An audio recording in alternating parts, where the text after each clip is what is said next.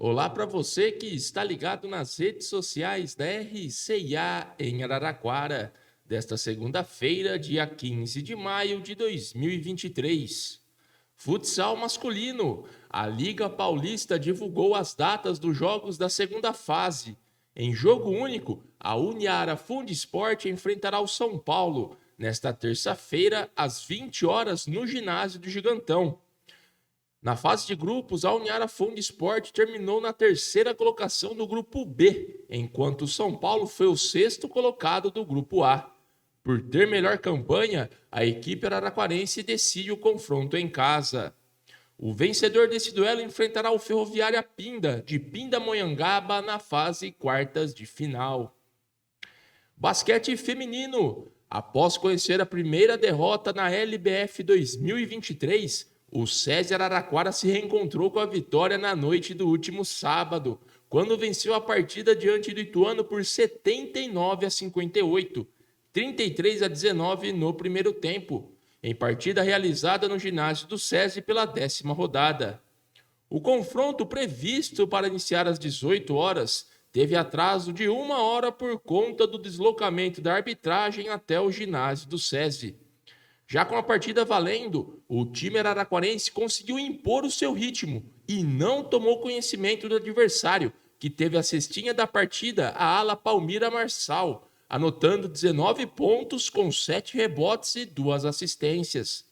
Porém, a MVP mais uma vez foi a atleta do SESI e a pivô Aline Moura, com 6 pontos, 6 rebotes e 3 assistências, com 13 de eficiência.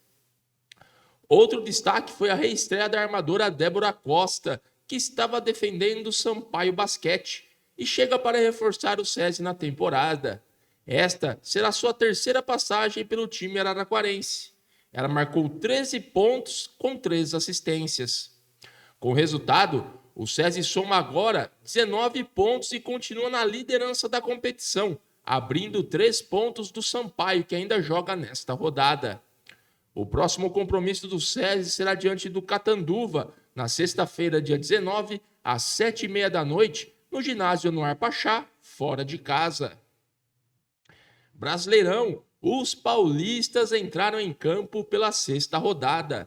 No sábado, em duelo paulista, Palmeiras e Red Bull Bragantino empataram em 1-1 no Allianz Parque. Arthur para o Verdão e Juninho Capixaba para o Touro Louco foram os autores dos gols da partida. No domingo, o Santos foi até São Januário encarar o Vasco e venceu por 1-0 com um gol marcado por David Washington. No clássico majestoso, Corinthians e São Paulo empataram por 1-1 em partida disputada na Neoquímica Arena. Michel Araújo e Roger Guedes fizeram os gols da partida. Na classificação, o Botafogo conheceu a primeira derrota na competição, superado pelo Goiás, mas aparece na liderança com 15 pontos, seguido do Palmeiras, que foi a 14. Fluminense, Cruzeiro, Atlético Paranaense e o Mineiro fecham o G6 da competição. O Santos aparece em sétimo com 10 pontos, enquanto São Paulo é o 10º com 9. O Bragantino é o 13º com 7. E o Corinthians é o 17º na zona do rebaixamento, com apenas 5 pontos ganhos.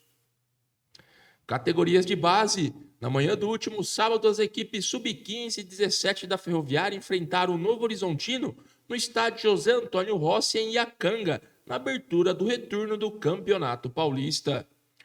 Logo na primeira partida, a equipe sub-15 Grená foi superada por 3-0, com gols marcados por Marcos, Ronaldo e Guilherme, dando números finais no jogo.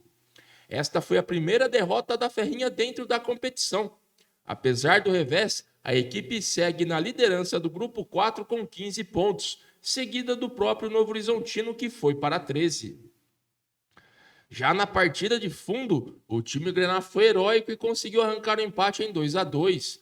Os gols da partida foram marcados por Iago e Isaac para o Novo Horizontino, enquanto Andrew e Klisman contra marcaram para a equipe araraquarense. Porém, o destaque foi negativo. Ao todo, o árbitro Nelson Marques da Silva distribuiu 17 cartões, sendo 13 amarelos, 7 para a Ferroviária e 6 para o Novo Horizontino, e 4 vermelhos, 3 deles para jogadores da Locomotiva, um deles envolvendo em briga com um adversário. Com o resultado, a Ferrinha chegou ao 3º empate consecutivo na competição e soma 6 pontos, com uma vitória nos 6 jogos disputados, estacionando na 4ª colocação, ficando a 4 pontos do 3º colocado, o Grêmio São Carlense. O Novo Horizontino foi para 14 e lidera o grupo 4. Na próxima rodada, as equipes da Ferroviária recebem o Taquaritinga no sábado, a partir das 9 horas da manhã, no estádio Cândido de Barros, no Jardim Botânico, pela 7ª rodada.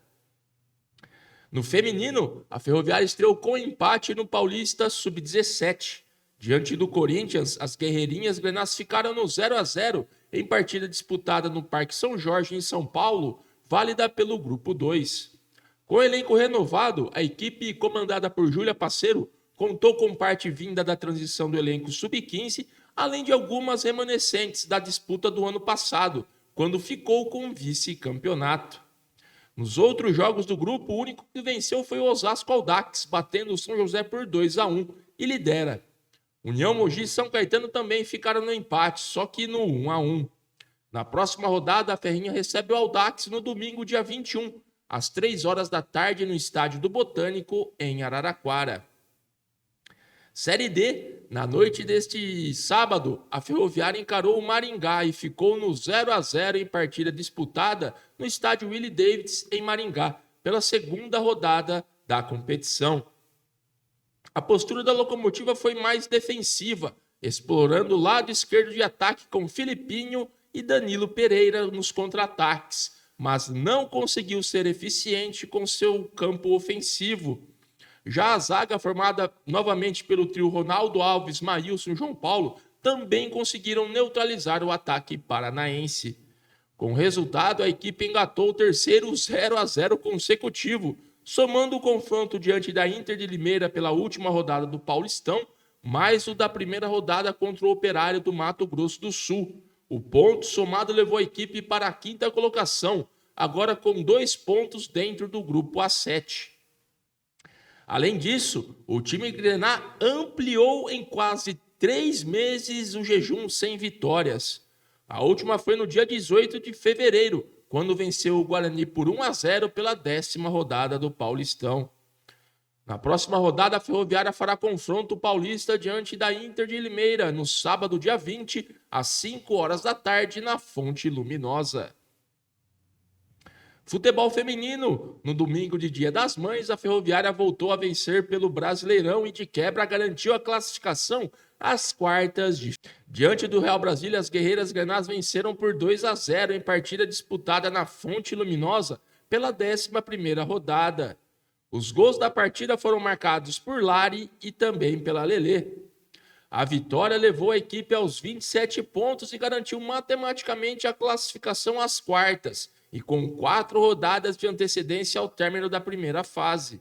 O próximo compromisso dentro do Brasileirão será diante do Palmeiras, no sábado às 11 horas da manhã no estádio Jaime Sintra, em Jundiaí.